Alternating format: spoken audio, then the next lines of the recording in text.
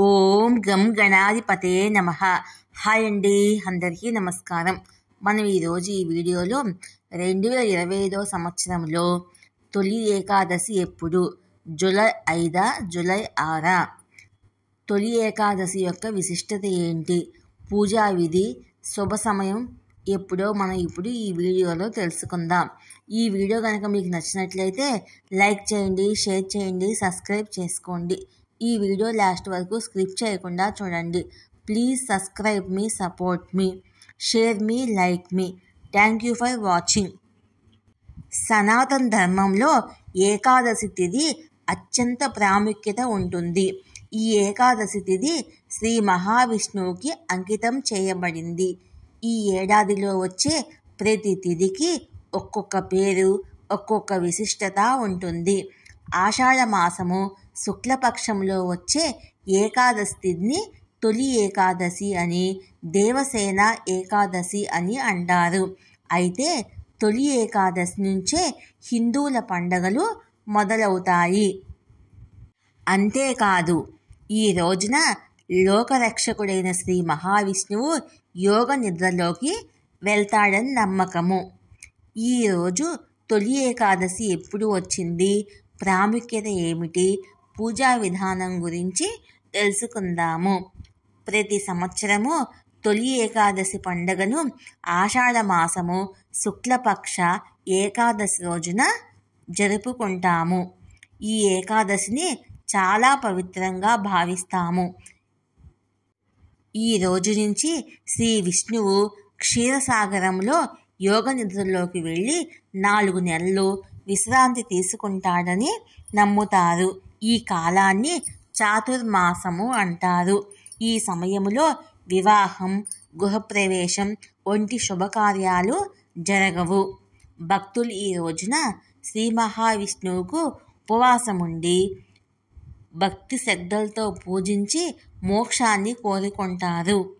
ప్రతి సంవత్సరము ఆషాఢమాసం శుక్లపక్ష ఏకాదశి తిథి రోజున తొలి ఏకాదశి జరుపుకుంటాము.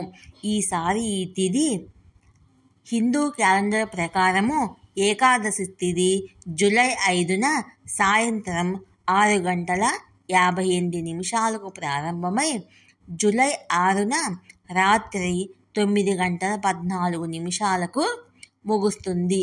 ఉపవాసం ఎల్లప్పుడూ ఉదయం తిథి రోజున పాటిస్తారు కనుక ఈ తొలి ఏకాదశి ఉపవాసము జూలై 6న పాటించాల్సి ఉంటుంది.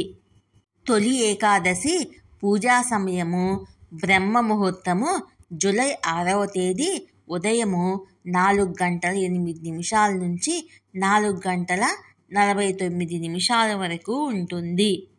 అభిజిత్ ముహూర్తము మధ్యాహ్నము 11:58 నుంచి 12:54 వరకు ఉంటుంది. ఈ తొలి ఏకాదశి విజయ ముహూర్తము మధ్యాహ్నం 2:45 నుంచి 3:40 వరకు ఉంటుంది. తొలి ఏకాదశి ఉపవాసము ద్వాదశి తిథిలో అంటే జూలై 7, 2025న విరమించాల్సి ఉంటుంది. పంచాంగం ప్రకారము ఉపవాసం విరమించడానికి శుభ సమయము ఉదయము 5:29 నుంచి ఉదయము 8:16 వరకు ఉంటుంది. ఈరోజు ద్వాదశి తిథి రాత్రి 11:10 ముగుస్తుంది కనుక ఉదయం ఉపవాసం విరమించడము శుభప్రదంగా ఉంటుంది. తొలి ఏకాదశి యొక్క ప్రాముఖ్యత. ఈ ఏకాదశిని పద్మ, హరిశయని, దేవశయని ఏకాదశి లేదా ఆషాఢ ఏకాదశి అని కూడా పిలుస్తారు. ఈ రోజు నుంచి విష్ణువు యోగ నిద్రలోకి వెళ్ళి కార్తీక మాసములోని శుక్ల ఏకాదశి, ప్రబోధిని ఏకాదశి రోజున మేల్కొంటాడని నమ్ముతారు. ఈ 4 నెలలను చాతుర్మాసం అంటారు. ఈ సమయంలో సాధన, ఉపవాసము, ఆధ్యాత్మిక పనులు ఫలవంతమైనవిగా పరిగణించబడతాయి.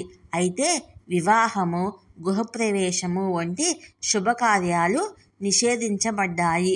హిందూ మత విశ్వాసాల ప్రకారము దేవశయని ఏకాదశి రోజున ఉపవాసం ఉండటం వల్ల జీవితంలో ఆనందం, శాంతి, శ్రేయస్సు లభిస్తుంది. అలాగే ఒక వ్యక్తి అన్ని పాపాల నుంచి విముక్తి పొంది మోక్షాన్ని పొందుతాడు. ఈ ఏకాదశి రోజున వ్రతాన్ని ఆచరించడం వల్ల గత జన్మ పాపాలు పోయి అనంతమైన పుణ్యఫలము లభిస్తుంది. హిందువుల మొదటి పండుగ తొలి ఏకాదశి. ఈ తొలి ఏకాదశి పర్వదినం నుంచే పండుగలు ప్రారంభం అవుతాయి. ఇప్పటి నుంచి వరుసగా వినాయక చవితి, దసరా, దీపావళి, సంక్రాంతి పండుగలు ఒకదాని తర్వాత ఒకటి వస్తాయి. హైందవ సాంప్రదాయంలో తొలి ఏకాదశి పండగకి విశేషమైన స్థానం ఉన్నది. దీన్నే శయని ఏకాదశి లేదా హరివాసము లేదా పేలాల పండగ అని కూడా పిలుస్తారు. జూన్ 26 నుంచి ఆషాఢ మాసం ప్రారంభం అయింది. ఈ ఏడాది 2025 జూలై 6వ తేదీన ఈ తొలి ఏకాదశి పండుగను మనం జరుపుకుంటాము. ఏకాదశి అంటే 11 అని అర్థము. ఇందులో విశేషం ఏమిటంటే మనకుండే 5 జ్ఞానేంద్రియాలు, 5 కర్మేంద్రియాలు, వీటన్నిటినీ కలిపి పనిచేయించే మనస్సు, ఈ 11 ఇంద్రియాలు ఏకోన్ముఖంగా శ్రద్ధతో శ్రీ మహావిష్ణువును స్మరించే సమయమే ఈ ఏకాదశి పండగ. ఈ నేపథ్యంలో తొలి ఏకాదశి పండగ విశిష్టత గురించి తెలుసుకుందాము. సాధారణంగా ఒక ఏడాదికి 24 ఏకాదశులు వస్తాయి. వీటిలో ఆషాఢ శుద్ధ ఏకాదశి నాడు వచ్చే ఏకాదశిని తొలి ఏకాదశిగా పిలుస్తారు. పురాణాల ప్రకారము శ్రీ మహావిష్ణువు క్షీరసాగరంలో శేషతల్పంపై సుమారు 4 నెలల పాటు శయనిస్తాడు. ఈ సమయంలో మనం బాగా గమనిస్తే ఉత్తర దిశగా ఉన్న సూర్యుడు తొలి ఏకాదశి రోజు నుంచి దక్షిణ దిశకు వాలుతున్నట్టుగా కనిపిస్తాడు. ఈ విధంగా సూర్యుడు దక్షిణ దిశకు మరలినట్టు కనిపించడం వల్ల మనకు దక్షిణాయనం ప్రారంభం అవుతుంది. ఎంతో మహిమాన్వితమైన ఈ తొలి ఏకాదశి పర్వదినాన్ని, వ్రతాన్ని ఆచరిస్తే అశ్వమేధ యాగం చేసినంత ఫలితం మనకు దక్కుతుంది. 60,000 సంవత్సరాలు తపస్సు చేసినంత పుణ్యఫలం లభిస్తుంది. ఈ తొలి ఏకాదశి వ్రత మహత్యాన్ని గురించి హిందూ పురాణాలు ఏం చెప్తున్నాయో తెలుసుకుందాము. మహాసాధ్వి సతీ సక్కుబాయి ఈ ఏకాదశి వ్రతాన్ని ఆచరించి మోక్ష సిద్ధి పొందిందని కూడా చెబుతారు. అంతటి విశిష్ట కలిగిన ఈ ఏకాదశి వ్రతాన్ని భక్తి శ్రద్ధలతో జరుపుకుందాము. తొలి ఏకాదశి రోజున మనం ఏం చేయాలి? ఈ ఏకాదశి రోజున ఉపవాసాన్ని ఆచరించాలి. ఒకవేళ కుదిరితే రాత్రంతా జాగరణ చేయాలి. నిర్మలమైన మనసుతో విష్ణు సహస్రనామ పారాయణ, విష్ణు భాగవతాన్ని పఠించాలి. మరుసటి రోజు అంటే ద్వాదశి నాడు సమీపంలోని దేవాలయానికి వెళ్ళి ఉపవాస దీక్షను విరమించాలి. ఈ తొలి ఏకాదశి రోజున ఆవుని పూజిస్తే విశేషమైన ఫలితాలు కలుగుతాయని పండితులు చెప్తున్నారు. తొలి ఏకాదశి రోజు తప్పనిసరిగా పేలాల పిండిని తినాలని పెద్దలు చెప్తారు. పేలాలు పితృదేవతలకు ఎంతో ఇష్టమట. అలాగే ఈ కాలంలో వాతావరణ పరిస్థితులు కూడా మార్పులు వస్తాయి. కాబట్టి శరీరానికి పేలాల పిండి వేడిని కలగజేస్తుంది. కనుక ఈ ఏకాదశి రోజు ఆలయాల్లో పేలపిండిని ప్రసాదంగా పంచుతారు.